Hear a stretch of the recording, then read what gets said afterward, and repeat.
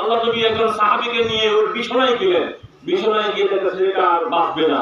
তো নবী পাক বলছেন, বল বল বল বেটা, কলমা লা ইলাহা ইল্লাল্লাহ মুহাম্মাদুর রাসূলুল্লাহ। তো ছেলেটা চোখ ফেলে দেখছে ওর বাপের দিকে, নবীর চেহারার দিকে।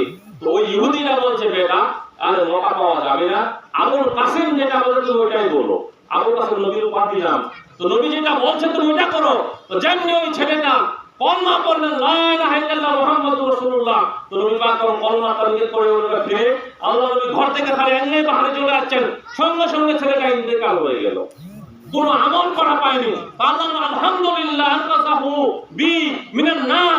আল্লাহ বলছে আল্লাহ পাকের শুকরিয়া, আল্লাহ পাক এই ছেলেটাকে আমার বিনিময়ে জাহান্নাম থেকে নিজাত করে দিলেন। কোন আমল ছিল না, কোন হজ করেননি, কোন আমল না, শুধু কলমা পড়েছেন। কলমা পড়ার বিনিময়ে আল্লাহ নবী এখন ঘর থেকে বাহির হয়ে গেলেন। আর যেমনি রূহটা বাহির হয়ে গেল, তো আলহামদুলিল্লাহ আনকাসাহু বি মিনান নার।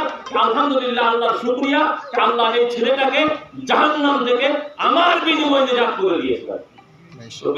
নবীর সঙ্গে লাগাও, নবীর মহব্বত, নবীর আশিক হয়ে যাও। তো নবীর সঙ্গে যেগুলো যদি নিষ্পত হয়, এগুলো চিরের মাথা পাড়ে যায়। আমার নবী যে মাইয়েতের জন্য কি করেছেন সেটাও আমাদের দেখা দরকার। বিরাজদার ইসলাম উহুদ পাহাড়, হাজী সাহেব হজ করতে গিয়েছেন, উহুদ পাহাড়ে গিয়েছেন। আলহামদুলিল্লাহ, আমি 2 বার উহুদ পাহাড়ে জিয়ারত করতে গিয়েছিলাম।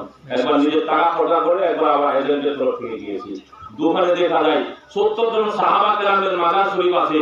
হযরত সাইয়্যিদুশ শুহাদা আমির হামজা ওই মাজার শরীফ, ওই কবরস্থানে পাহাড়ের নিকটে চারদিকে বাউন্ডারি করা আছে। বিরাজদার ইসলাম, ওই জায়গায় আমার নবী বছরের শেষ যখন উহুদের শহীদ গণের 1 বছর খতম হয়ে গেলেন, খতম হওয়ার পরে যেই দিন বছর পুরা হয়, ওই দিন ওই কবরস্থানের মাজার শরীফে গিয়ে আল্লাহ নবী দোয়া করেছেন ওদের জন্য। ওই জায়গায় গিয়ে দোয়া করেছেন। বিরাজদার ইসলাম, ওইখানকার মাইয়েতদের জন্য, সাহাবা কেরামদের শহীদ গণের জন্য। আর নবী পাক সাল্লাল্লাহু আলাইহি সাল্লাম জান্নাতুল বাকি কবরস্থানে, মুসলিম শরীফের হাদিস, ওখান থেকে নবী পাকের মাজার শরীফের পা মোবারকের দিকে জান্নাতুল বাকি কবরস্থান, বেশি একটা ডিসটেন্স না। ওইটা হচ্ছে নবীর ঘর। ওই ঘর থেকে জান্নাতুল বাকি কবরস্থানে নবী পাক গভীর রাত্রিতে গিয়ে আল্লাহর দরবারে দোয়া করতেছেন। মা আয়েশা সিদ্দিকা রাদিয়াল্লাহু তাআলা আনহা নবীর পিছন দিকে দূরে দাঁড়িয়ে আছেন। যেমনি নবী 3 বার হাত তুলে দোয়া করলেন, নবী ফিরে চলে যাচ্ছেন। মা আয়েশা সিদ্দিকা তেজি ভাবে আসে ওই রুমের মধ্যে দাখিল হয়ে গেলেন। হযরত নবী পাক সাল্লাল্লাহু আলাইহি ওয়াসাল্লাম বলছেন, আয়েশা তোমার শ্বাস ফুলতেছে, কারণটা কি? বলছে রাসূলুল্লাহ, কোনো খাস বাত না। আল্লাহ নবী বলেন, তুমি যদি না বলো আমাকে আল্লাহ জানাই। তখন মা আয়েশা বলছে, রাসূলুল্লাহ, আপনি যে জান্নাতুল বাকি গিয়েছিলেন, আমি আপনার পিছন দিকে দূরে দাঁড়িয়েছিলাম। তখন আল্লাহ নবী বললেন, আয়েশা আজকাল রাতে তুমি ওই জান্নাতুল বাকির মাইয়েতের জন্য দোয়া করো। মা আয়েশা সিদ্দিকা বলছে, ইয়া রাসূলুল্লাহ, কিভাবে দোয়া করব? আল্লাহ নবী বলছেন, দোয়া করো আল্লাহ পাক বাকি জান্নাতুল বাকি মাইয়েতের উপরে তুমি রহমত বর্ষণ করো, তাদেরকে মাগফিরাত দান করো। কিছুদিন পরে আমিও এখানে আসবো। বিরাজদার আপনাকে বাংলা ভাষায় বলে দিলাম, দোয়াটা লম্বা আছে। তো বাংলার উদ্দেশ্য এটাই, মাইয়েতদের জন্য স্বয়ং আল্লাহর নবীও দোয়া করেছেন। একটা পড়াশোনা জানতে পারে, আপনারা বলেন যে শহীদগণ আল্লাহ তাআলা শহীদদের জন্য জান্নাতি, জান্নাতুল বাকি সাহাবা কেরাম জান্নাতি, ওদের জন্য নবী দোয়া করলেন। তো আপনারাও নেক ব্যক্তির জন্য দোয়ার প্রয়োজন নাই, 2 জন ব্যক্তির জন্য দোয়া আছে। নেক ব্যক্তির জন্য দোয়া করলে, নেক ব্যক্তির দোয়ার জন্য দোয়া করলে আল্লাহ পাক ও যে আরামে আছে, দোয়ার বিনিময়ে তার মাকামকে উঁচা করে দেয়।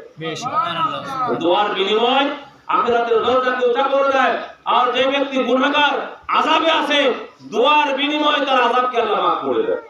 এই জন্য নেক এবং গুনাহগার 2 জনের জন্য দোয়া করা হয়। এই জন্য বুধবারের দিনে বছরকে ইশারে সওয়াবের প্রোগ্রাম করা হয়। বিরাদার ইসলাম, তো পবিত্র কোরআন পাকের যে আয়াতে কারিমা আমি তিলাওয়াত করেছি, এখানে দোয়ায়ে মাগফিরাত আছে। আর আমরা এখানে ইশারে সওয়াবের একটা ধার্য করেছি, এটা তালিকা করব, ওটা আমাদের ব্যাপার। কিন্তু হাদিস কোরআন থেকে প্রমাণিত মাইয়েতদের জন্য স্বয়ং কোরআন পাকে দোয়ায়ে মাগফিরাত আছে। আর এই দোয়াটা কে মাঙ্গিয়েছিলেন? হযরত ইব্রাহিম আলাইহিস সালাম। হযরত ইব্রাহিম আলাইহিস সালাম দোয়া করতেন সূরা ইব্রাহিমের মধ্যে, রব্বি আননি মুকিমাস সালাতি মিন যুরিয়াতি রব্বানা ওয়া তাকাব্বাল দুআ রব্বানা গফিরলি ওয়া লিওয়ালিদাইয়া ওয়া লিল মুমিনিনা ইয়াওমা ইয়াকুমুল হিসাব। আল্লাহ পাক আমাকে আমার ছেলে সন্তানদেরকে নামাজি বানাও, যেন নামাজ কায়েম করতে পারে। রব্বানা তাকাব্বাল দুআ, হে আল্লাহ আমার দোয়াকে কবুল করে নাও। রব্বানা গফিরলি ওয়া লিওয়ালিদাইয়া ওয়া লিল মুমিনিনা ইয়াওমা ইয়াকুমুল হিসাব। আল্লাহ আমাকে, আমাদের বাবা মাকে, সমস্ত মুমিন মুমিনাকে মাগফিরাত করে দাও কিয়ামতের দিবসে।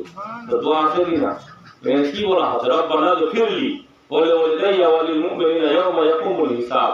হে আল্লাহ, আমাকে, আমার বাবা মাকে, সমস্ত মুমিন মুমিনাকে মাগফিরাত করে দাও কিয়ামতের দিবসে। আর যারা আমার পূর্বে চলে গেছেন, আমরা জীবিত আছি, সে ব্যাপারে কোরআনের আয়াত সূরা হাশর 10 নম্বর আয়াতের মধ্যে বলা হয়েছে, রব্বানা গফির লানা ওয়া লিইখওয়ানিনাল লাযিনা সাবাকুনা বিল ঈমান।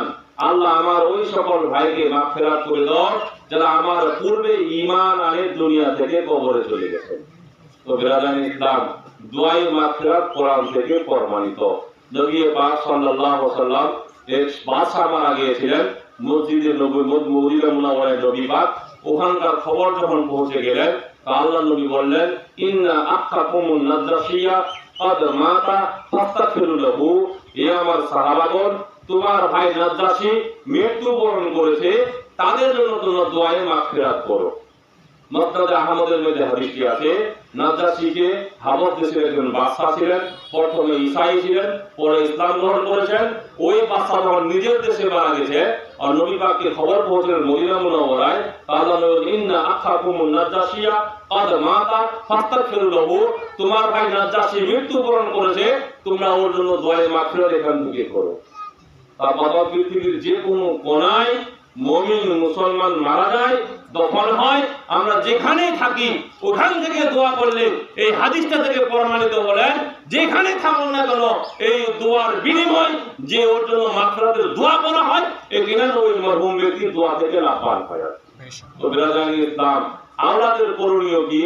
আর আবু দাউদ শরীফে হাদিস আছে, সাহাবা কেরামের মধ্যে একজন সাহাবী জিজ্ঞাসা করলেন, ইয়া রাসূলুল্লাহ, মা বাবার ইন্তেকালের পরে আওলাদের কর্তব্য কি, এমন আমল করা হয় যার বিনিময়ে মা বাবা উপকার পায় কবরে? তো নবী পাক সাল্লাল্লাহু আলাইহি সাল্লাম বললেন, আসসালাতু আলাইহিমা ওয়া ইস্তিগফারু লাহুমা ওয়া ইনফাকু আহাদিহিমা মিন বাদিহিমা ওয়া সিলাতু রাহমাতিল্লাহি লা তুসালু ইল্লা বিহিমা ওয়া ইকরামু সাদিকিহিমা। এখানে চারটি কথা বলা হয়েছে। আল্লাহ নবী বললেন, আওলাদের কর্তব্য মা বাবার ইন্তেকালের পরে রহমত এবং মাগফিরাতের দোয়া করতে হয়, রহমত এবং মাগফিরাতের দোয়া করতে হয়। ওয়া ইনফাকু আহাদিহিমা মিন বাদিহিমা, উনি ইন্তেকালের পরে যেগুলো নসিহত করে গিয়েছেন সেটাকে নাফিজ করতে হয়। কিংবা ওনার কাছ থেকে কেউ পেয়ে থাকবে টাকা পয়সা যাবতীয় জগেছি, সেটাকে প্রতিশোধ করতে হবে।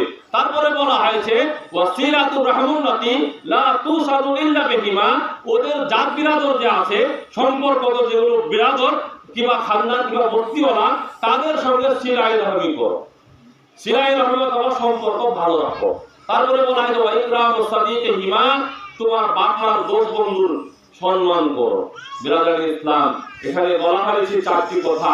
মা বাবা মারা গেলেন, আওলাদের কর্তব্য আসসালাতু আলাইহিমা ওয়া ইস্তিগফারু লাহুমা, রহমত এবং মাগফিরাতের দোয়া করতে হয়। যে আল্লাহ আমার বাপ মার কবরে রহমত বর্ষণ করো, তার গুনাহটাকে মাগফিরাত করে দাও। তারপরে বলা হয়েছে, ওয়া ইনফাকু আহাদিহিমা, যদি ওয়াদা করে থাকে সে আহাদটাকে পালন করে নাফিজ করতে হবে। ওয়া সিলাতু রাহমাতিল্লাহি লা তুসালু ইল্লা বিহিমা, সিলাই রহমিতা জাত বিরাদরের সঙ্গে করতে হবে। ওয়া ইকরামু সাদিকিহিমা, তার দোস্ত বন্ধুর সম্মান করতে হয়। তাহলে এগুলো কাজ করলে ওই মরহুমা ব্যক্তি কবরে উপকার পায়। বাপ মারা গেছেন, বাপের দোষ আছে, তার সম্মান করলে কবরে লাভবান হয়।